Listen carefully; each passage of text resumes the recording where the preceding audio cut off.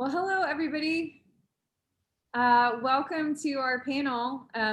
Hopefully, maybe also our roast of the COVID-19 archive that we fondly refer to as JOTPY, which stands for Journal of the Plague Year.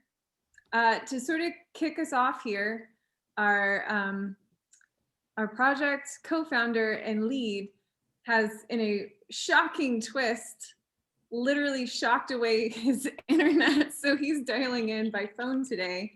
And Mark Tebeau will sort of kick us off here with a brief introduction of the archive. Hey, everybody. Thanks for coming. Sorry about joining you via phone. It's a little awkward, but not too bad. So JOTPY originated on March 13th of last year. My colleague Catherine O'Donnell sent an email, and in that email, she said, shouldn't we do something in this rapid response archiving vein? And so with that, we set things off. And the people here who are co-panelists have emerged as the leaders of JOTPY. And in fact, they really capture what we value about the project and its extraordinary breadth of leadership, the depth of the intellectual contributions from across the country, and in fact, across the globe, but we're largely a US group today. So without them joining as cooks in the kitchen, an archive like this doesn't exist. We need not just the community to engage it, but the community to curate it. And so that's what we're going to talk about today. For me, the biggest challenge that we've faced is bringing this community together in a conversation about what has emerged as a really difficult year, which we obviously know about, but it turned on in many different directions, including we know Black Lives Matter, the politics of the election, often centered around the virus. So lots of the things we've done have really come on the fly and have had to be confronted dynamically. So we're going to talk today about that rapid curation that we've had to do in this rapid response archive.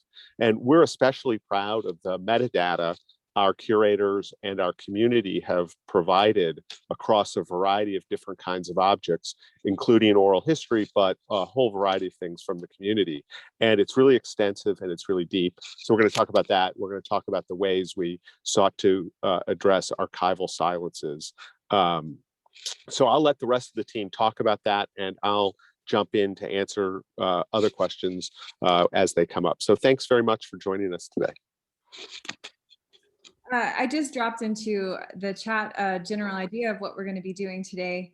And first, my co-panelists and I will introduce ourselves and explain a little bit about the spaces that we've found ourselves working in most often, although I will say that all of us cross all of these spaces. The curatorial collective, as we have fondly referred to it, is a really powerful mechanism of review and of sort of forward motion as we consider what's best practice, bad practice, questionable practice as we sort of navigate the archive and the archiving experience. So we're gonna kick that off with Katy, Kole de Peralta.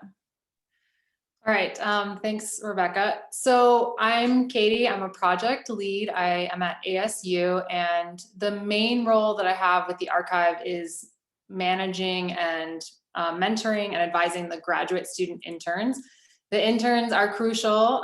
They are the lifeline of the archive because they help process the stories and make them public facing. So when someone submits a story to the archive, it's private until an intern has had a chance to go through the story, add metadata, kind of make sense of where it fits in the archive, and then they go through some other steps and make it public facing. So that's the primary thing that I'm doing on the project. Thank you, Katy. I'll go next. I find myself most often in the teaching space. Last March, a year ago, when we all had to do that hard pedagogy pivot, that we've become very familiar with now. I was in the middle of teaching an oral history class in partnership with the Black community here in Cincinnati. I guess I should say, for those of you who don't know me, I'm the director of public history at the University of Cincinnati.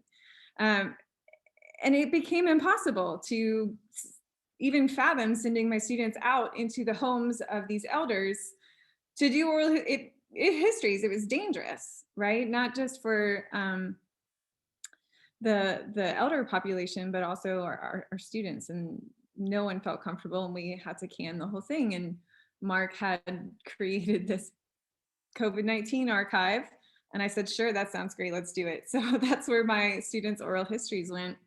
And then I stuck with the project through the summer, and we kept working on it. And then I taught the archive again that fall. And I found myself, on the one hand, working on the archive was incredibly rejuvenating and cathartic in a way, to find something beneficial from what it was otherwise a really horrible experience. And then last fall, I also found myself teaching the pandemic and living the pandemic and researching the pandemic and reading the pandemic and dreaming about the pandemic. And I got blocked for a while. Like, these folks can tell you, they didn't see me for about a month. I was just hiding away. And I do think that, you know, teaching this project, my students had a lot of benefits from it. I think they used the archive as a processing tool, and they learned how to use Dublin Core because we were building in Omeka. They learned, they got some introduction to archival experience. They got an introduction to data management and information architecture and all of these things that are the building blocks of not just archives, but also digital spaces. And they got a lot of expertise. They worked in small groups, and they used their creativity to create exhibits about student artists.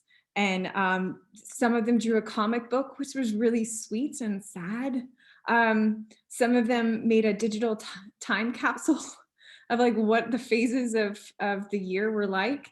Other students did a mask survey, and they looked at who was wearing their mask and how at different locations around town. They just got really creative, and I think, you know, they got a lot out of it. And by the end, I think we were all also burned out. So it's an interesting balance, sort of teaching this archive, but a really powerful experience all around. Julie.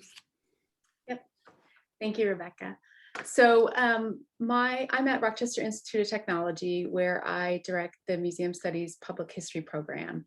And like many of us on the team, my work with the archive began in the spring of 2020, when I had to do the pivot from a course on visitor engagement and museum technologies, and then had to scrap all of the projects that we had laid out and come up with something else. And so my students were contributing material, what they had observed about COVID. It didn't necessarily have to be a personal narrative, but just what was going on around them, so documenting that experience. From there, I wanted to carve out a personal manner of contributing and how I could leverage my role in museums and archives over time.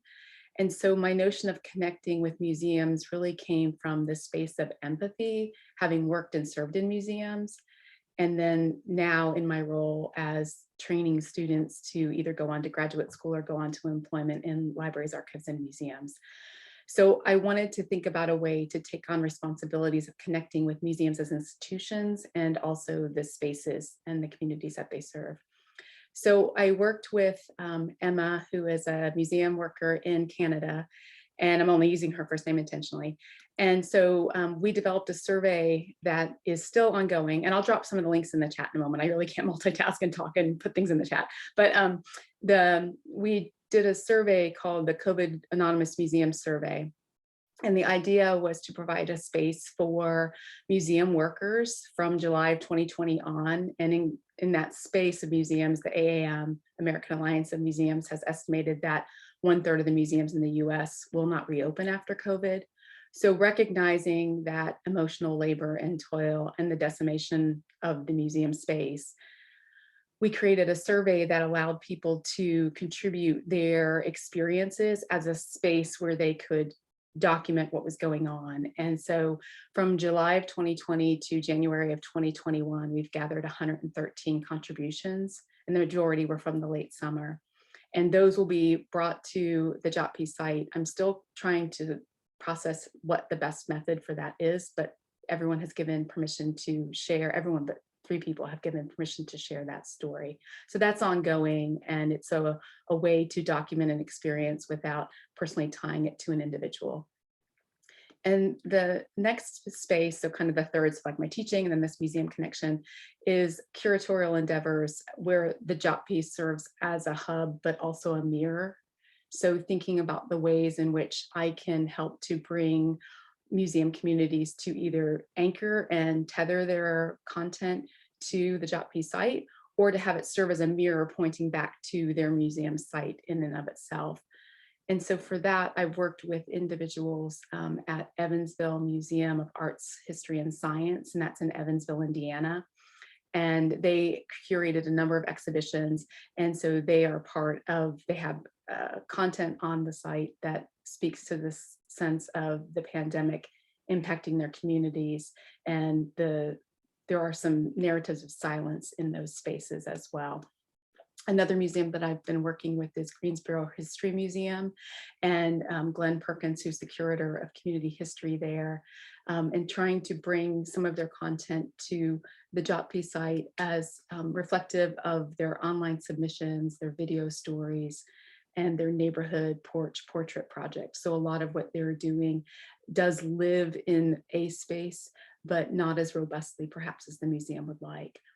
And the last partner, there's others that I'm working with, but these are kind of like 3 primary partners that I'm working with, is the African American Museum of Nassau County. And this is a county entity that reflects the diversity of the community in Hempstead, New York, which has a village makeup, racial makeup of about 48% Black or African American, 44% Hispanic, 21% white. And this, my role in this endeavor has been honestly one of the highlights of the pandemic. It's the silver lining. And for this project, it has lots of tentacles, but the core of it is my role is working with the museum director as a space, as holding a space for convening. And I am literally the sort of conduit for stories to be told in the space of the museum, with the director, Joycetta, as the convener, that sort of, it's almost like open mic night at the African American Museum of Nassau County. Joycetta will arrange for someone to come and tell their story, and then I work with the team to bring it to the JOTPY site. And I think of that sort of space, working with individuals who are telling their stories, as a way for the museum to have this platform to tell their stories and the perspectives of the community who crave a platform for their story. And so with that, I think I'll stop and turn things over to our next speaker, who I think is Jason. Hello, everybody. I'm Jason Kelly. I'm a professor of history here at IUPUI, and I also direct our Arts and Humanities Institute here. And it's in those 2 roles where I became involved with JOTPY as well. So like everybody's already said, we were running through our semesters as we typically do. And sometime in March, everything came to a screeching halt. And for us, that posed an interesting question, because at the time I was teaching a graduate course in digital public history. And the break came as it did for many of us, around our spring break time. So our students went off to spring break and just never came back from spring break.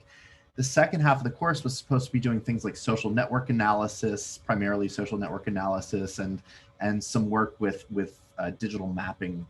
And we were working in 19th century documents. And so I started talking to the students around spring break, and I asked them, when we come back, do we want to continue on the path that we're doing, or do we want to change directions and act as public historians and respond to this historic moment that we're living through. And unanimously, they responded that we want to respond to the moment. So we created in that context the COVID-19 Oral History Project. So within days of Journal of the Plague Year being created, the COVID-19 Oral History Project was created. And within the first few weeks, we connected the projects together, and they've been operating hand in hand ever since. So what the COVID-19 Oral History Project is doing is collecting oral histories from across the country, and by, well, I should say around the globe. By oral histories, we interpret them very broadly in the JOTPY context. So what we're really talking about are oral histories, traditional oral histories, and we're talking about personal narratives that have been recorded in video format or in audio format that's being, again, the students who are working on this project are amazing, you know, going through these oral histories, working on transcriptions. So what the COVID-19 Oral History Project then is doing is training teachers, training students, training publics more broadly who want to learn how to do oral histories, using online seminars, but also a digital module that we all created together, and working folks through that module so that, you know, they have some basic skills, some ideas of what oral history is, what the ethics of oral history is, and how to practice oral history, as well as a process to work through, you know, from the pre-interviews all the way through transcriptions and uploading it into the Journal of the Plague Year project. So this is what we've been working on over the last year, and it's been great. In certain senses, nobody wants to have to do a project in the context of a pandemic like this, of course, but you know, there's a silver lining of sorts in the sense that when students are involved, it's a cathartic moment for them.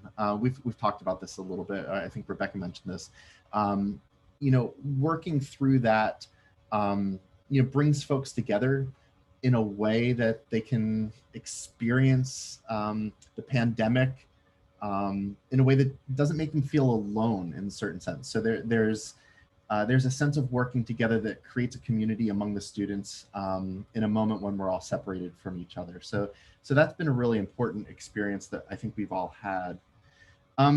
As we've moved on, and we'll get to this, I'm sure, later in our discussion, there, as with any archive, archives tend to reproduce power, and it has become clear on any number of fronts where the archives have generated silences. This is true with the oral histories as well. Here on the IUPUI campus, I've been working with graduate students primarily since last August to address at least one aspect of those silences, which is the experience here of Indianapolis of the twin pandemics of racial justice and COVID-19.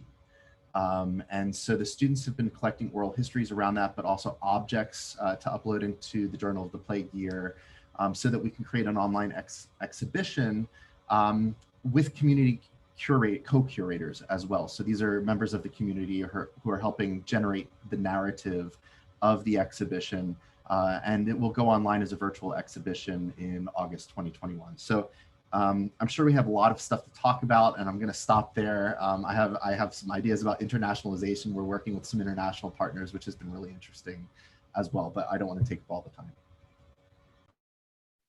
Last but not least.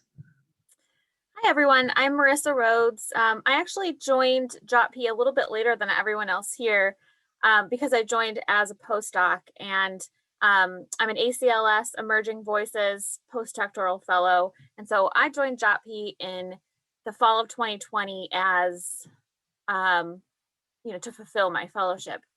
So I kind of joined after everyone had already been doing this for a few months. But I'm a historian, but I'm also a library science geek as well, and I have an MLS. So I've kind of dabbled in all different parts of the archive. I've done some data remediation. I've liaised and trained with different partners. I've set some curatorial standards, you know, along with other folks as well. I've done social media. I've kind of done all these different things, but I think for our discussion here, my most important role would be as compliance officer, which is this, kind of role that we just sort of made up a few months ago when we realized that we needed a process to review items that might have been problematic, either for health privacy reasons, or they involved minors, or anything like that. And this kind of archive where we're a rapid response archive and we're collecting as the disaster is happening, and we're making the items curated and public immediately, we realized a compliance officer is something that's really necessary. So that's kind of how I've been serving JOTPY for the most part in the last couple months. So I'm dealing with things like privacy, consent, copyright, all of those kinds of questions that are very messy. And, I am not the person who makes the final decision exactly. I bring everything to the group, and we meet once a week, and it's very much so a group effort. So that's kind of my role here at JOTPY, and I look forward to our conversations.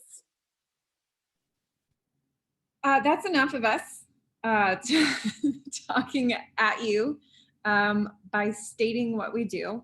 And instead we'll let you see what we do. And I just dropped a link in the chat there, but I'm gonna share my screen so that we can all follow along. You can either look at my screen or you can look at your own. But we created this concept for our panel was a peer review roundtable, which are just a bunch of words that I stuck together in a proposal. So with the attempt to sort of have a first round of peer review. We've been at this for a year. We certainly feel comfortable with what we've done, but of course, I'm also sure that there are places that we could do a better job. And so this was our first attempt to kind of get some of that feedback. But if you haven't had a chance to dive into the site and do this sort of pre-review, please still feel free to ask us questions. There was no homework required. So you can follow along with us. We've kind of carved out a couple different categories of items that have caused us to scratch our heads. And so we'll just kind of dive into some of those here. The first sort of category we have here are two topics that are difficult to contend with as we encounter them in our archive, and those are racism and disinformation. And of course, we know that the pandemic has plenty of both. So should I just click on one of these? Kind of run through it? Yeah, dive in. Okay, we'll start with the news stories on dolphins and swans reappearing in the Venice canals. I remember this story when it came out and I was like, whoa, nature's coming back because we shut down all of our human systems. It's a complete fake, right? Like this is fake news. And actually, it was contributed to the archive as real news, right? And so the person who was contributing it was like, here's a source from, I think it was The Guardian or something. And so if you actually, or the UK Standard. And so if you actually go to the link for the article now, the Standard's printed a retraction with the announcement that the news is fake. And so, it's just one of those things that caused us to scratch our heads a little bit and question how we curate disinformation. This, I think, was a genuine mistake of fake news. There are active incidences of disinformation as well that we can certainly sort of dive into. Do any of the panelists / any of our fantastic audience have thoughts? Questions? Yes, so well, everybody knows I have thoughts on the disinformation piece. because I've been talking about it since I think we started talking about disinformation in the archive. But, you know, one of the things that came up in our conversations was how we talk about it as curators, as archivists / curators / historians. You know, we have all of these hats that we all have on at the same time. You know, how do we code something in the archive that's clearly either incorrect or meant to be a lie? And so I'll stop there, but that is one of the questions that emerged from that you know, it depends on which hat we put on. I think in part that determines our perspective on how we code information in the archive.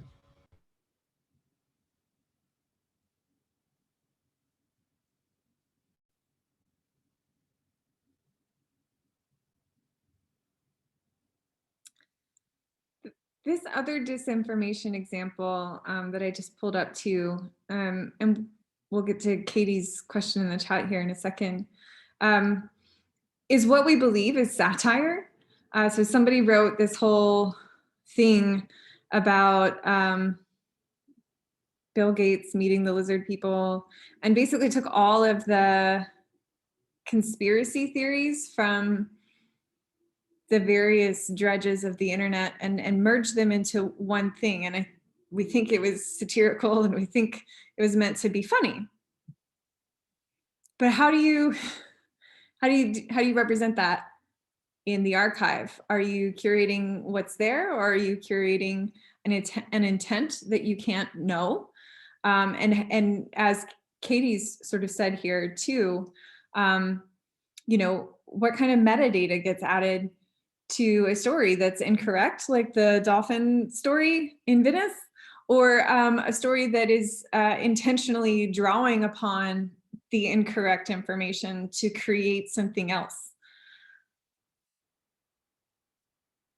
And I wanted to add that we have the added difficulty that we are a consortium, so all different kinds of people with all different levels of training are curating the items and kind of trying to decide what these items mean. And obviously we train people when they come, but not everybody's a professional archivist or anything like that. And so we have the issue of people maybe not recognizing that as satire when they come across it, or you know, making a less than stellar choice in terms of how to curate that item because it's a difficult item. And I think for me, it's the question of archival power, right? So the Jimerson archives power and the level of accountability that by assigning a tag, then you're impacting the sort of the shadow that's cast on that item. And so that's the kind of thinking that I have in both collecting and then responding to and pointing to these items that are collected. There's also an interesting question of, particularly as we've encountered disinformation in oral histories, and Jason could probably speak to this a little bit better than I can, of knowing that somebody might be repeating an active source of disinformation, and then how do we tag that, knowing that this person's also going to come back perhaps and see their interview in the archive and see that they're reflected in a certain way. And so thinking through the terminology of what we're talking about and how we're describing it have been really tricky. I see John Marks in the chat has a suggestion of this may be sort of in the, especially I assume about the satire.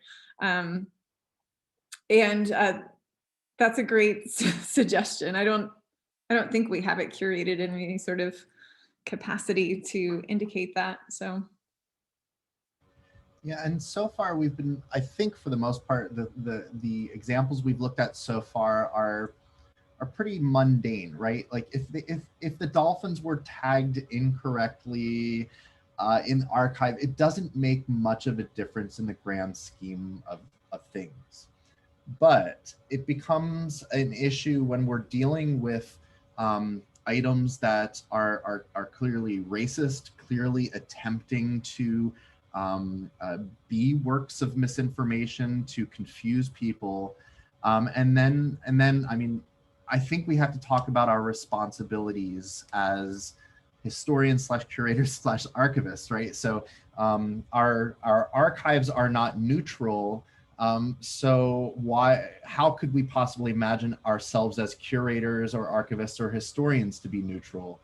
And maybe even taking that one step further, should we take a more activist approach to the archive? Like, what is the archive for? Is it meant to be, you know, this space where everybody can just dump in whatever they want? Is it meant to be a curated group of materials that don't really have anything to say necessarily? Or is it an interpretive exercise to say something about the pandemic itself?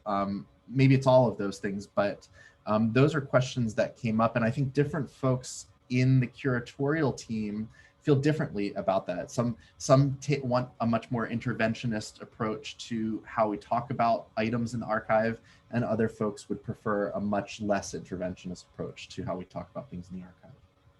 Can I add that that sometimes I think we've especially noticed this with some of the oral histories, is that there can sometimes be a sort of subversive quality to them. I mean, you know, in a good way and an interesting way.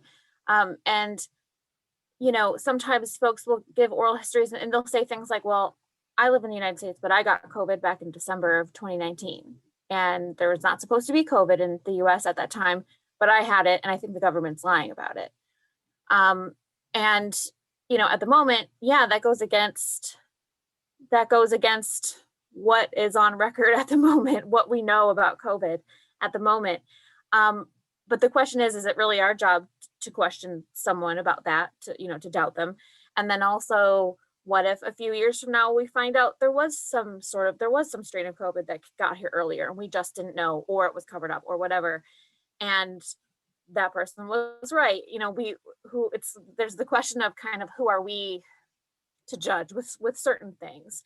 And so that's where it involves this personal judgment. And that's why we kind of tend to, a lot of us will disagree, not a lot of us, but we'll have a few different camps because it's really very subjective. And to Abby's question about a collection policy, we don't have an overall archival policy on how we're collecting, because we're collecting in different spaces in different ways, and different groups are doing different things. But our general policy is not to discriminate. So even if someone, say, submits something that has nothing to do with COVID, we don't not curate it because we don't think it's related to the pandemic. We treat it like every other story. There are different levels of caution that we take with stories that may be expressing something like hate speech or something that comes across as offensive. And for that, we have Marissa, who does review checks every week to look at items that have been marked review, so that we can have a conversation about, does this story need to be private? And there are some cases where we have some stories that we're not quite sure what to do with, and those will remain private for the time being until we can make an informed decision about what to do with these stories over the long term and how to make them public in a way that is appropriate. And, you know, there's a difference, I think, between something like somebody's narrative, like a diary entry or a letter, or even an oral history where somebody tells their narrative about their personal experience and say, I think this happened to me, or this is what happened to me, that may or may not be misinformed. I think that lives differently in the archive than an object, right? That you know, it's almost, the descriptions can sometimes be a little bit more didactic. Like, here's the object, this is what the object means. And it can take on this guise of, objectivity of some sort. And I think that is sometimes where I think there's a difference between somebody's narrative and their personal experience, and then them imposing a story on something else that we might know to be factually incorrect. And so you know, if somebody intentionally puts misinformation about masks there, is it really problematic to say, actually, this information is simply incorrect?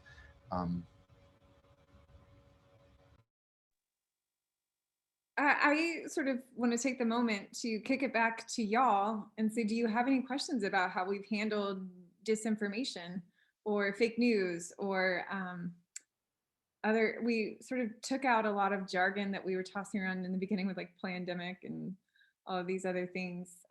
What did we decide on, you guys? Infodemic? I don't remember. Infodemic is the National Geographic term, but we haven't decided on anything. Yeah, we're still in the deciding phase. Y'all can either like unmute yourselves or drop something in the chat. Linda would like to hear more from Marissa about compliance. Do you have guidelines for that?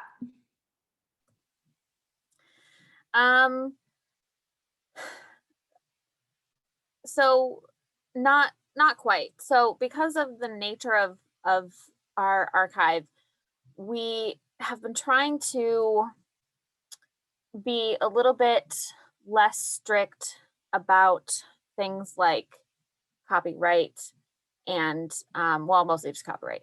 And so in terms of privacy or consent, especially with health privacy, when we had that little bit for a while there where we felt like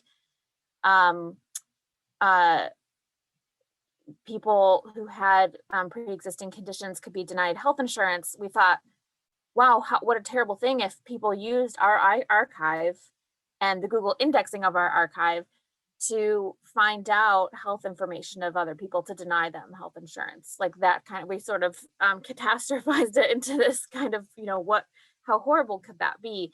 And so we've been really careful about privacy, health privacy specifically.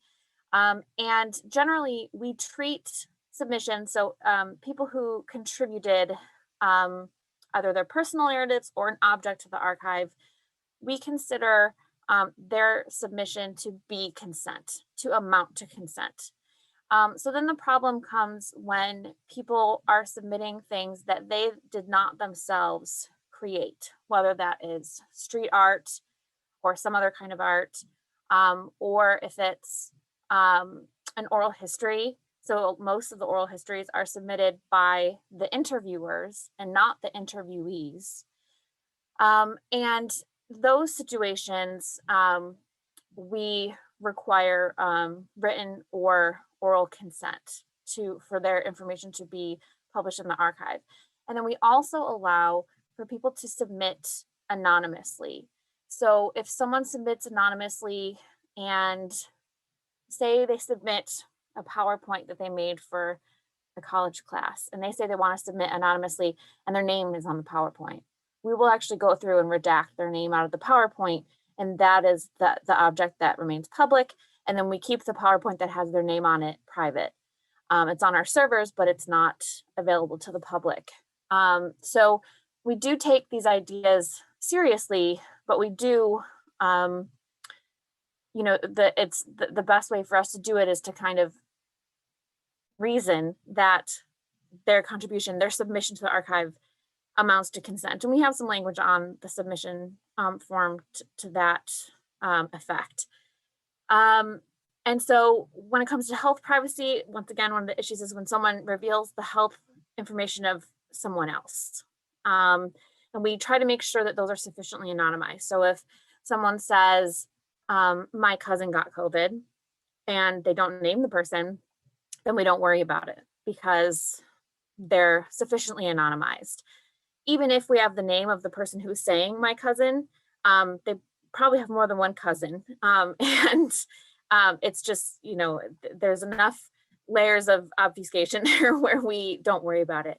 But if someone is revealing their name as a contributor and they say, my mother got COVID and has lasting effects from it, or something like that, then even if they didn't ask to be left anonymous, we will remove their name, you know, because their mother didn't have the chance to consent to her health information being made public. So we are super careful about that. And in terms of copyright, that part's a little bit more difficult. And that's one of the questions that we have, because we're not, doing this archive to make money, make a profit off of it. It's all for learning, and we're using it as a teaching tool. So just something like someone taking a picture of street art and uploading that, even though it's not their art, is that okay? That's still a question that we are kind of tossing around. At the moment, a lot of those things are public. That's a student who did the artwork herself and submitted it. But in terms of street art, it's kind of like, well, who owns this art? Is it the neighborhood's art or is it the artist's art? What I've been trying to do personally since I've taken over is contact these artists and let them know that their art is in the archive and being preserved, forever, and just let them know. And that's kind of, that's what I've been doing so far. So yeah, we have policies, but because of how there are so many very different ways that we receive submissions, and people's relationship to what they're submitting is often very different. They might be the creator, they might not be the creator. Each individual item has to be reviewed on its own. So that's my non-answer to whether we have a policy.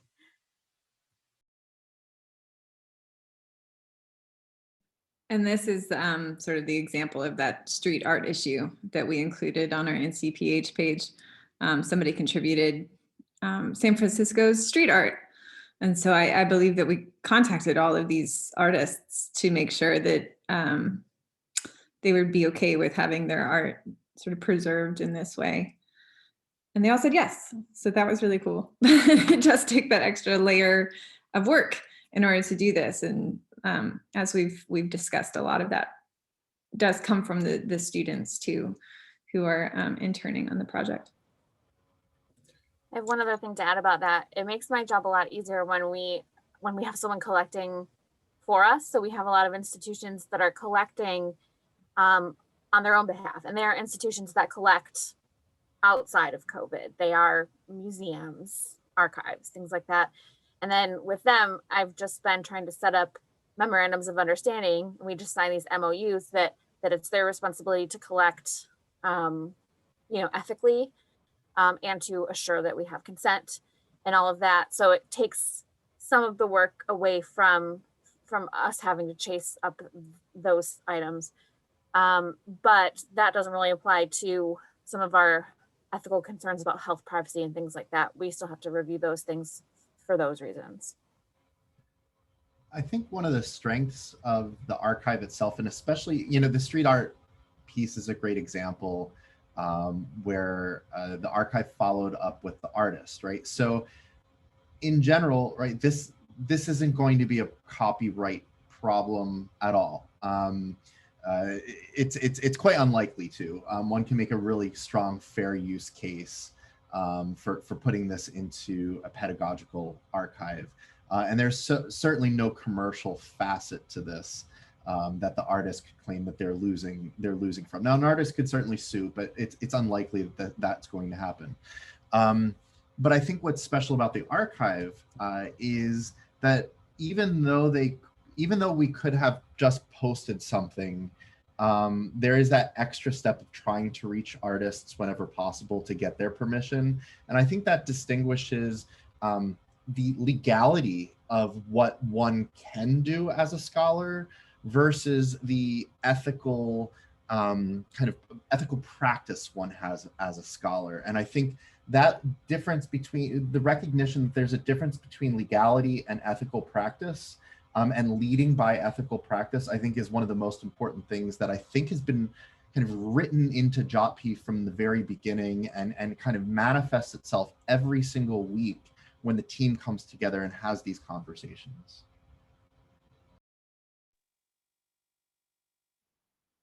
If there are no other questions or comments about disinformation, maybe we can move to this item, which I think brings up Actually, I just want to make one comment, Rebecca. Oh, sure.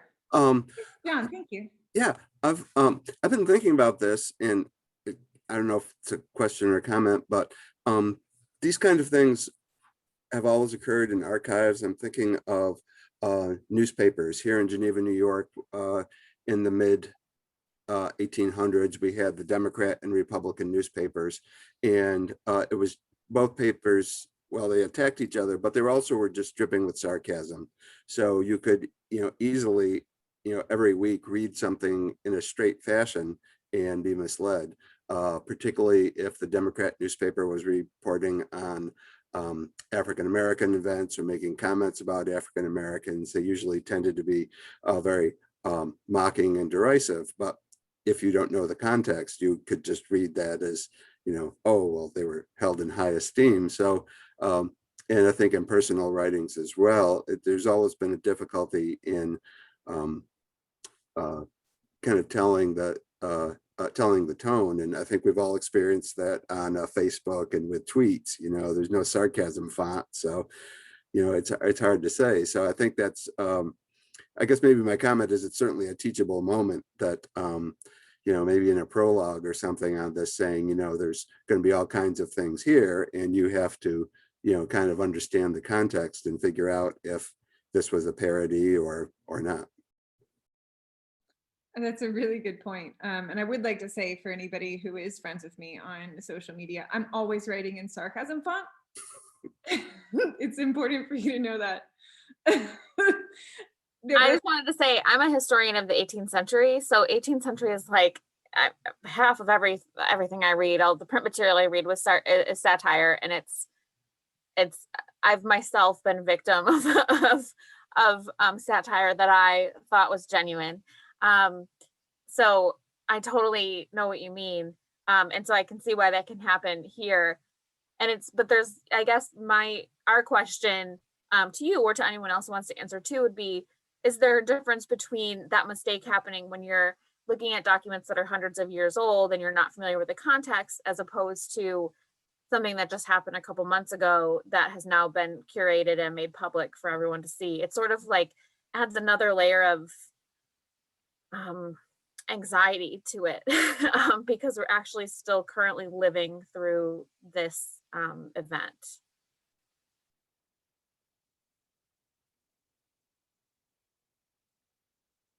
I think that's another really good point. Certainly wouldn't want that contributor who's talking about the lizard people to lose his job, because but that's like where our brains go sometimes with this archive. It's really we go pretty deep. And here's another example of that. So this is a post that we can definitely consider hateful. It's contributed, this is what makes it one of those complicated things too, by a middle schooler as part of a school project. And she is saying that she believes that COVID started in China and has some less than kind things to say. And her name is here.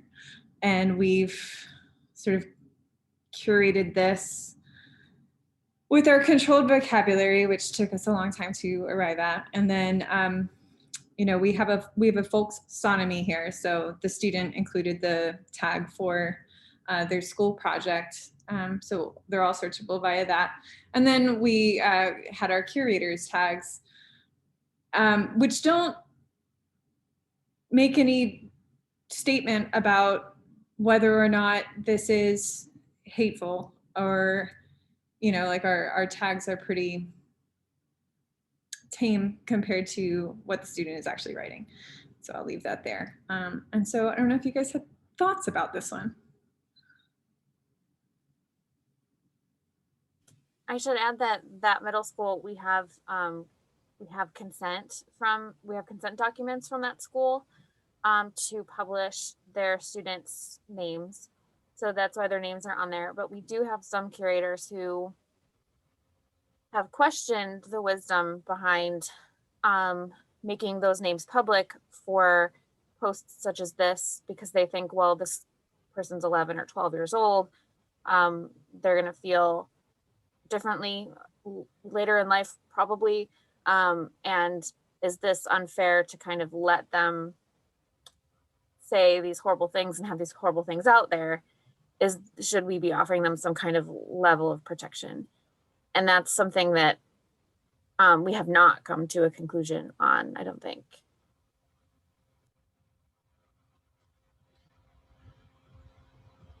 Yeah, I'll just throw in my thoughts on this one. This is a perfect example of an item that I would tend to want to label as hate speech in the archive with the label hate speech.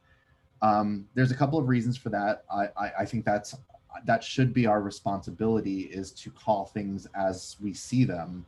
But I also think that given the fact that this is an archive that's used by so many 11, 12, 13-year-old kids that don't know how to distinguish facts from fiction, from hate speech, because they're hearing it from adults. They don't necessarily know the difference. I think it is partially incumbent on us to make that call. On the other hand, I would be quite reluctant to have that. If I did put a label hate speech on an 11-year-old or a 12-year-old comment, I would certainly want to redact that name from public access personally. And that's where I think that's an ethical practice to do, even though you have permission to have the names up there.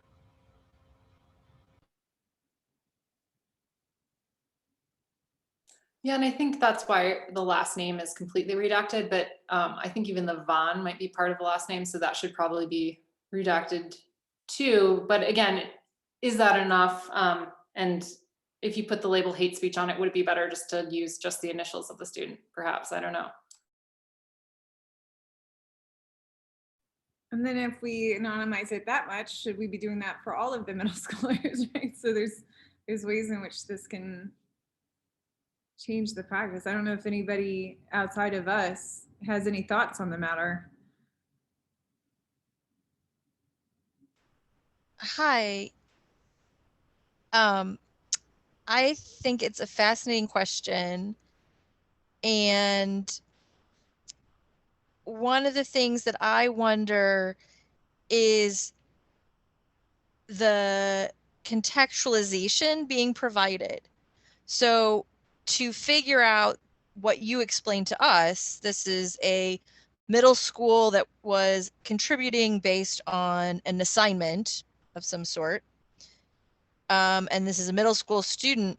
I don't know that I would get that from just the metadata provided.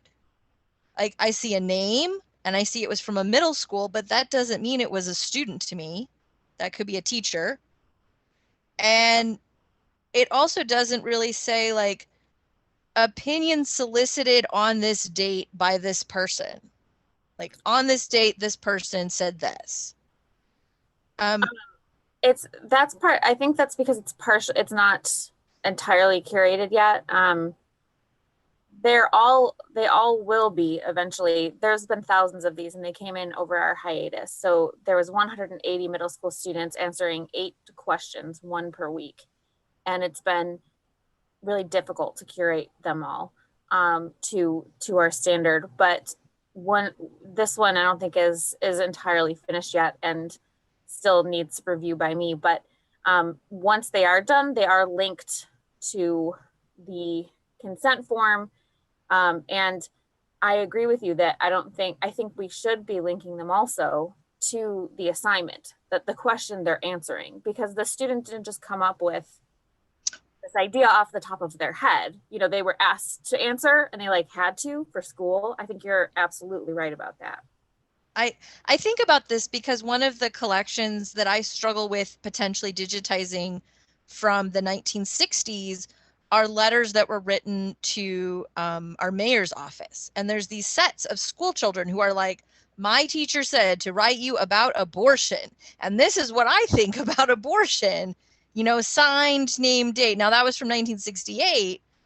And obviously, that's a whole different thing. But I think about the same way, like the context of, okay, these were letters they were writing. It was a school project, like, matters. Versus if it was just, who is this person? Why are they making these thoughts known? And that's also why we went to an extra level of consent, because normally anyone who's 14 or older can contribute and we don't flag it. But when it's a school assignment, because of that obligatory nature, we wanted to make sure that parents knew what their kids were doing, so that the parents could step in and just say, no, I'm not comfortable with that, and I don't want my student's name to be public. And there is we should know, it does, I think it should say in there that the partner is Oaks Christian Middle School. Part of the curation is adding the partner ID. And so Oaks Christian Middle School should be part of that, that record. And one thing I would just add from this space, like in general, not just specific to this example, is like thinking through the term curate itself and thinking of its long history. And if you think of the word curate as historically, the archaic definition of the term about a curate as, instead of curate, a curate as a parish leader or someone with a ministerial or pastoral responsibility. And think how we sort of bring that forward to the museum archives collection space of actually caring for collections, and sort of the space that we find to carve out to care for the collections that are in our purview. And I would extend that. Well, and as a sidebar, I mean, you can curate a collection on Spotify, you can curate your snacks at Starbucks too. And so I'm not really talking about those as composed entities. But I think as an aside, we have the responsibility to curate, care for, either in the ministerial sense or in the colloquial sense, for the individual in this case. So exactly as how this conversation started about the 11 or 12-year-old who, you know, in a few years isn't going to be 11 or 12 years old. They're not going to be responding to an assignment for which they presumably are being evaluated for a grade. And so the notion of curating has sort of this multiple tentacled direction that is considered in the practice of the site. And it may not be always apparent, but I think that's always sort of, at least in my mind, sort of in the back of my head. And to Linda's points here in the chat as well, sort of thinking about what the assignment was it a leading question to get to a certain answer? The idea that we'll be able to link all of these to the assignment is the moonshot, right? We also do have a lot of schools, I think, who've sort of adopted our archive as part of their practice, but not necessarily in consultation with us, if that makes sense. And so we do try and catch those as they come through when we see clusters happening and contact folks to make sure we can wrangle them in that way, but it's not a perfect practice by any stretch of the imagination. And we do actually have Victoria Kane and her student, whose name I can't remember, at a Northeastern made a packet of pedagogy materials with a whole bunch of resources and things like that. And so those are available too. Claire Tretniak, sorry, I just wanted to give you her name. I'm also trying to catch up in the chat.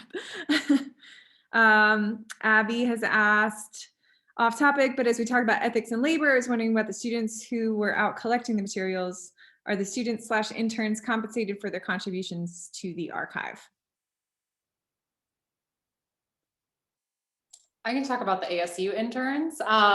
So the interns at ASU are completing a 180-hour internship, and part of what they do, in addition to curating stories that other people submit, is to try to look for silences in the archive that they feel that they can naturally contribute to. So something that is a space that they think kind of leans to their network or community or neighborhood, that they can then add to. So adding to the archive actually counts as part of their hourly workflow. So they have to do 12 hours of work a week. Some of that is spent on reading, classwork, meetings, but it's also spent on them collecting.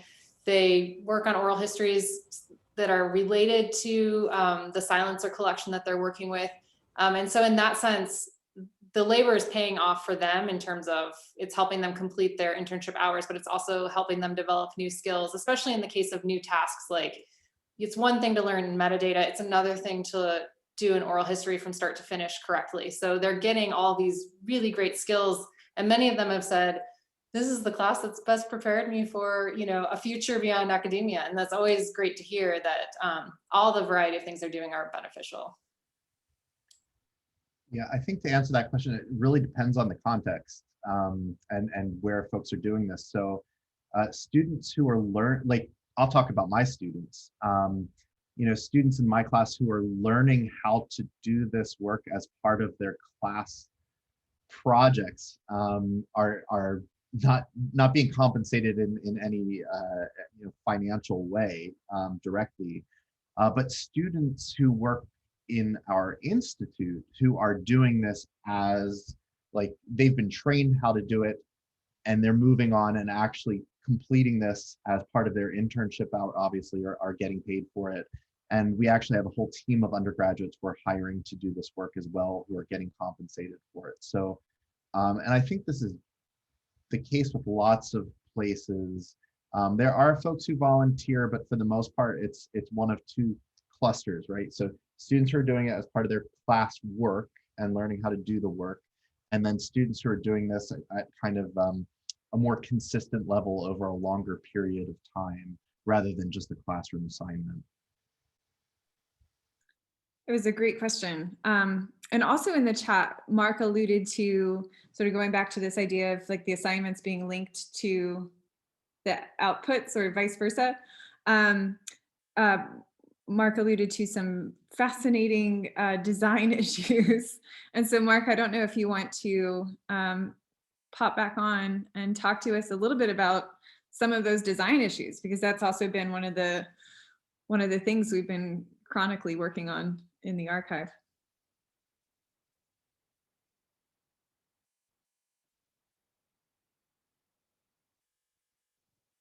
No, cool. The tech issues continue. Okay, do you guys want to move on to another one? I don't know what's next. We'll find out. Okay, that was all of those. We talked about the art. This was an interesting one. Do you guys want to do this one? Marissa, why don't you take this one away? Sure. So this was brought to my attention by one of our, a member of our curation crew, which is one of the paid hourly employees that ASU has been paying to do data remediation and curation. So this particular item was actually submitted to the archive, you know, earlier on in the pandemic, I believe, and somebody who was taking an digital archives class at some university actually had the assignment of finding something in a digital archive that should be private but is not, and explain why. And so that was their assignment, apparently. So the way that we found out about this was that this student found this particular item and felt that the child's face should be obscured, blocked out or blurred or whatever. And so he downloaded the image, blurred the photo, and then he submitted the new redacted image that he had redacted and said, hey, I found this item in your archive. He even gave us the link to the item, and I believe that, you know, you're making a mistake here, and you should be blurring out this child's face because she's a minor. And so, you know, irrespective of who submitted this, the person who submitted it was also the photographer, I believe. She had, you know, hasn't consented, and it's extra sensitive because she's a minor. And so I think it's our responsibility to protect folks in these positions. And so that's the first we heard of it. And then we went back to the original item and said, oh my gosh, yeah, I mean, this original item, you know, does live in our archive and her face is not blurred. And so then that sort of sparked a discussion at our weekly meetings about, you know, about whether the student was right or whether we had made the right choice to begin with by not redacting out her face.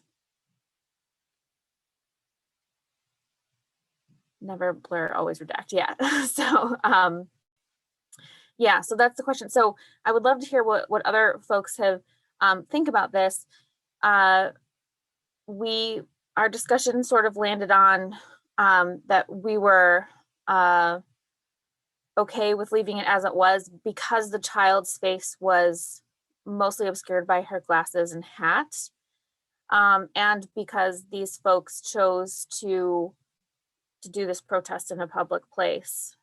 So we decided to leave it as it was. But I'd love to hear, you know, what other folks think about these particular situations, and perhaps what your institution's policies would be, and you know how that would work for your institution.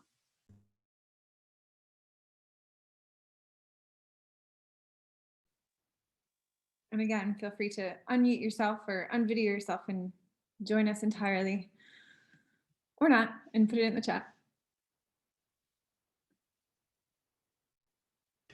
One of the other questions that came up in our conversations, or topics that came up in our conversations, I'll just throw out there is, you know, let's say blur or whatever you do to the child's face, the folks with whom she's standing could potentially be identifiable, and you know, one could interpolate who the child was anyway. So I think, Katy, maybe this is what you were saying, but you either have to take the whole photo out, or you have to it either is all in or all out. Is that what you were typing? No, so actually what I mean by don't blur is we think that blurring is safe and that obscures identifiable information, but it's just an algorithm. So actually anyone with a little kind of HTML training could unblur the picture easily. So it's kind of like you know, I just like to say the black Sharpie is the best technology. So just like put a black rectangle on it, save it again, and then nobody can figure out who it is. But yeah, you raised a whole different but important issue, Jason. And we don't have an example of this in our little exhibit that Rebecca has put together, but we also, I think, faced this conversation over the summer with BLM protesters, and you know, the question of will pictures of their faces and their signs and you know, their activism be used against them possibly, and should we be anonymizing these people? I wasn't there for the conversation, so I'm not going to go any more than that, but I wanted to bring it up. So for those of you who were there for the conversation could perhaps add a little bit more. Yeah, I think it just speaks to not wanting the archive to be used maliciously against the intent of those who contributed. So not letting images, original photographs of protests become a tool for surveillance for other organizations, and just being cautious so that, you know, if it's a protest and it's an image of a protest that's in social media or somewhere else like the news and it's very easy to find anyway, we don't worry about redacting it. But if it's a private personal photo and other people in a crowd shot are at a protest, then we don't want to reveal the identity of people there who didn't consent to having their photograph taken or submitted to the archive. So I want to be mindful of the time here. We have about 20 more minutes, and this is the point at which panels, traditional ones, which this was not, generally open up to just questions. And I do want to make sure we do that. If you have things that are outside of. On the question of redaction and keeping something and either marking it private or not putting it online, I'm curious if the editorial group, what would allow that image to ever be used? Is there a time limit or a permission process? Like, I guess, what's the difference between not keeping it and keeping it in a redacted or hidden manner?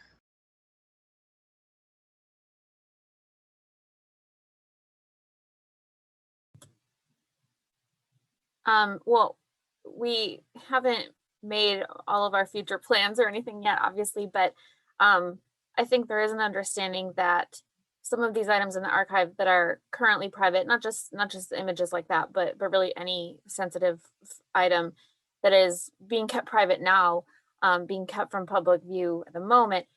There is the idea that perhaps 5 years, 10 years, 20 years down the line, it will no longer be a sensitive item, and then it will be made available to the public in the same way that any archive is available to the public. I don't know if that answers your question, Miranda. Yeah, it does. I guess just thinking about, I deal with things that in a physical archive were marked, redacted, and I've had to go back and figure out that, wow, that's 20 years past when that should have been released, but nobody kept track of that. Yeah, we don't currently have, it would be nice to at least eventually moving forward have like tags saying, review again in 5 years or whatever, or something like that. And then there is other items that are going to be permanently private because they're duplicates or they're dummy posts, like fake ones that we made or whatever. I think, I don't know, you haven't exactly said that idea of just riffing off of you, but that is kind of a good idea though, to have that policy kind of marked out, to go back and review these things in whatever capacity we can. The oral histories, at least those that are using the documents we created, do have an informed consent. And in that informed consent, there is a period in which folks can keep it private. It is not permanent. I think it's either 3 or 5 years into the future people can choose. And Marissa, correct me if I'm wrong, I think we actually have 2 different metadata frameworks, one for oral histories and one for most everything else. And I believe there's a field in oral histories to keep, or at least it will allow us to know when things become public. And it's not a rolling deadline either. I think it's like on January 1st, 2025, January 1st, 2020. We're not making it too complicated, at least in the oral history context. I think what we're seeing here too is very much the creation of policy on the fly. So, when we started, there's the idea of a rapid response archive seems to not be a year worth of collecting. Is it rapid anymore? I don't know. But certainly it took us quite a bit to get our feet under us. We started with one Omeka, we transitioned to Omeka S. We've created controlled vocabulary, and all of these things are the debates that we essentially have in our town hall meetings every week. And I think I don't remember whose point, maybe it was you, Miranda, to the point of like, what is the policy for this? That's a great question. we should write that down and start doing it. And Abby's got a question here about future plans. We always talk about this. Well, what would a researcher do in 50 years? How would they find this information in 50 years? And it's sort of using the present to extrapolate to the future, as opposed to the present to extrapolate to the past. And it's an interesting mind switch that we haven't, I don't think, fully mastered, but these are great questions to get us there. Katy, you had unmuted yourself and I talked over you. Oh, no, I was just going to say that I was going to say what Jason said, which is in the case of the oral histories, there's a clear plan for when they become public. And it's been really helpful, especially for current military members who want to explain what it's like to be in the military and go through a pandemic, but for so many obvious reasons do not want their supervisors knowing what they said and when. So it's a great process. Abby's question here about sort of plans for making this sustainable and maintaining the archive and longevity. What are y'all's thoughts? What are your answers? This is really a Mark question if he's still. Yeah, I'm here. So I was just trying to wait for a second. So that's a really great question. So we have a couple different plans in the works to actually move the materials into long-term storage, or no, a long-term archival view. We plan to keep this actual Omeka instance alive and functional a la what you saw with the 9/11 archive, so people can use it in its original format. We have another design change coming that will help make it more easy for users to navigate, because we haven't talked about it yet, but one of the challenges with the archive is that people who come to it and are interested in learning about it and exploring it actually confront some serious archival software that searching just doesn't work innately beautifully out of the box. So we have some plans for that. And then the final thing is, there was the other part of that question. There was one other aspect, and I'm blanking on the what I was going to say. So I'll stop there. Oh yeah, and actually, final thought is we're not even sure still when the pandemic is over. Right. Yeah. So I wanted to jump in on that. We talked a little bit about this before any of you showed up. We had probably a half-hour conversation before anybody came to the panel today. But this is one of the things that comes up regularly. It's not just the long-term storage, which is really important, but it's also when the collecting process is going to end, right? Because we can't sustain metadata markup transcription forever. And also, funders are going to eventually lose interest in COVID-19 related items. Universities are going to redirect their energy. And so this is problematic, I think, because at the very least, I would argue that this pandemic lives with us for a decade. It's not just a disease, right? It's the socio-political, economic, cultural effects of the pandemic in a short vision of the pandemic is 10 years. And so if we're going to if we're thinking of this archive as an archive that helps folks prepare for the next pandemic, which inevitably comes, and we want to use this archive to help learn about the process of how pandemics unfold and how people respond to them, perhaps even for a policy, then we actually have to be collecting this data longitudinally to some extent. And some items work well in a longitudinal framework, like oral histories work well longitudinally. But the folks who are collecting memes over the first year about COVID-19, those things disappear over a shorter period of time. So I guess I'm kind of rambling here, but I guess my point is it's going to last long, A, and B, it gets back to the purpose of the archive. Why does it exist in the first place? Is it a pedagogical tool? Is it a space for, is it an archive in any traditional sense? Is it potentially a repository for interpretations by not just humanists, but artists, social scientists, policymakers, folks who are going to use this data over a longer period of time to think about how we need to respond to pandemics from a sociocultural framework. Exactly.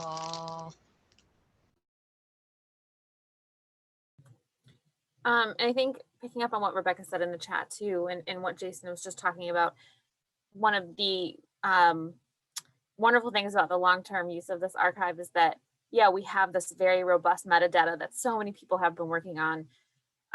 And so folks in the future will be able to use the archive not for just for the objects that are in it and for their value, but for the metadata itself, using data visualizations to tell us more about this historical context than perhaps just an object or a series of objects can tell us.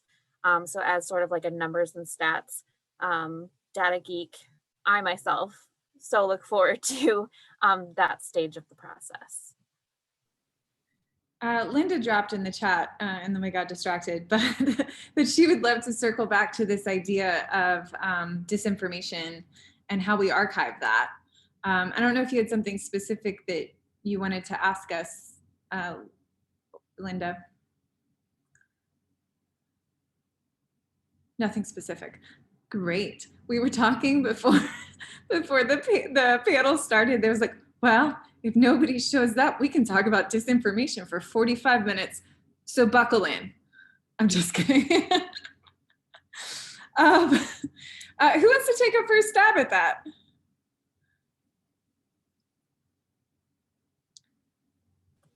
I know Jason does, but he's pretending he doesn't.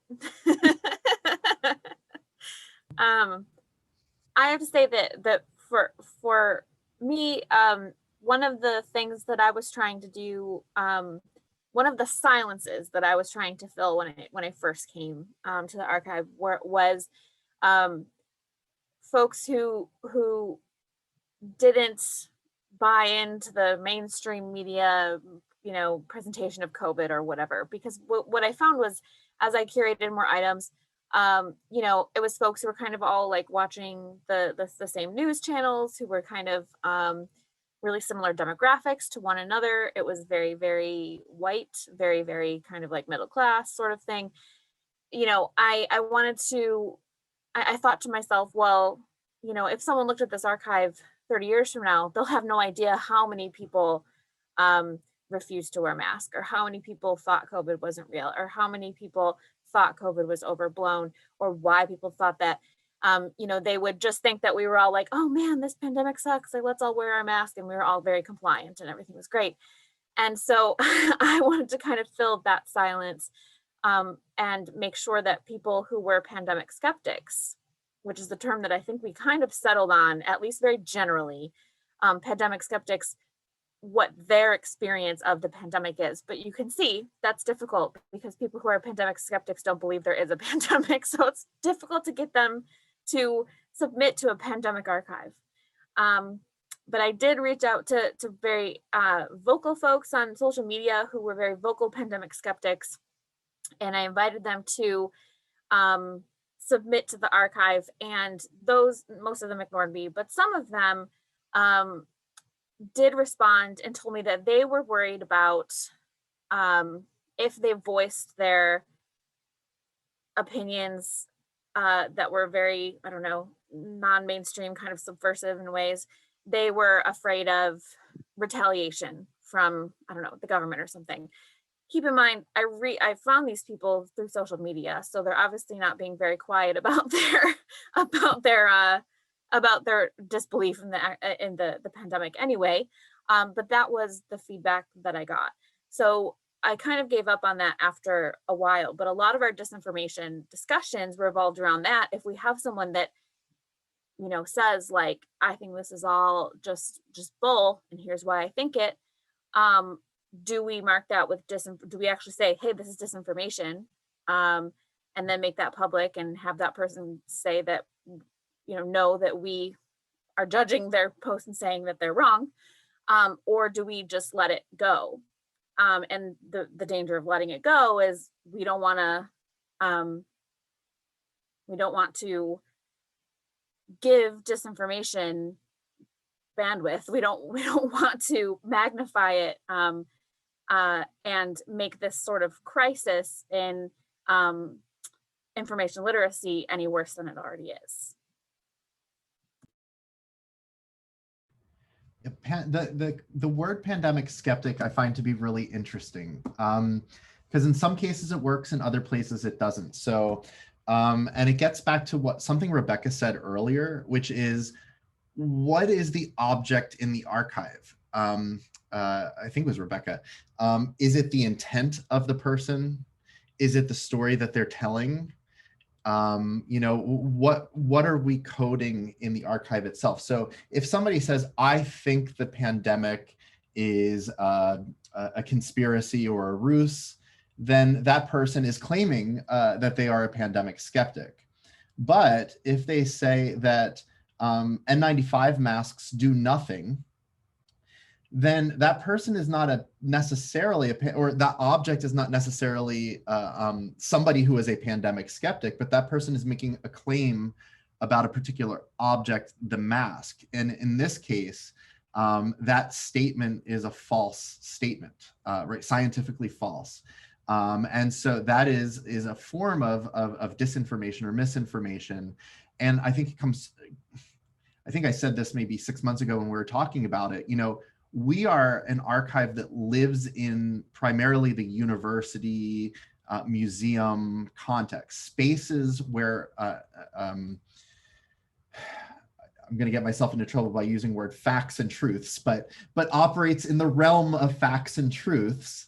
You know, at some point, we kind of have to make a call on what is scientifically truthful and what is a scientific fact. And so that is where I think that's where some of the reticence might be a little bit in what is the object A, and B, since we are not scientists, can we make a scientific claim when we're tagging something? It also sort of exacerbates the silence that Marissa identified of these pandemic skeptics, of active disinformationists in the space of our archive. And so part of the conversation that we've had around this has included, like, by tagging it as disinformation, are we then making our archive an unwelcome space to those individuals? And so that's an interesting question. But what I will say is that our archive is a very self-selecting group. As Marissa said, when she arrived, and very much still now, despite our best efforts, it's typically a white, middle and upper class archive, because those are the people who traditionally recognize their stories as being stories that belong in collections. And they're also the people who have time to do it. And so the fact that now I'm going to start using rolling response archive, has allowed us the space to see some of those silences and really attempt to fill them. My concern is, you know, as we seek out contributions from people who are affected unequally by law and policy and the pandemic, will we make them feel unwelcome because we have made others who are active pandemic skeptics and disinformationists feel welcome? But also, those people aren't really actively using our site because they have other places where they can spread their information. And so it's an interesting debate that we have. Mm-hmm. And I agree with Jason that there is a big difference between those two scenarios that he laid out, and I think that's absolutely true. I guess the issue is that when it comes down to the item level, they're almost never one or the other. It's usually both or neither, or some weird combination of maybe both or something. So if we were to say, you know, hey, we're not going to making this public because you said N95 masks do nothing, but they definitely do something. They could just as easily say, well, I had several sentences where I just said how I feel about the pandemic and you're silencing me. You know what I mean? So that is what the problem comes to, is that on an item to item basis, it's almost never just one or the other in practice. And so on that very complicated note, we're butting up against the end of our time here. I really want to express some appreciation for all of you taking some time on your Friday afternoons to join us. This has been a really interesting and productive conversation, and I think we have some great ideas from your contributions to take forward with us, particularly to our next town hall, where we'll sort of unpack a lot of these and think about what we do going forward. Julie's dropped in the chat here a link to some of the work that our active participants have been coming up with. We've been writing as often as we can about what we're doing to sort of create a record too. And so I encourage you to check that out. And of course, if you want to use the archive in your own work or classroom or whatever, just get in touch with us. Or if you've got feedback that you weren't able to share here, we would love to hear it. So thank you very much.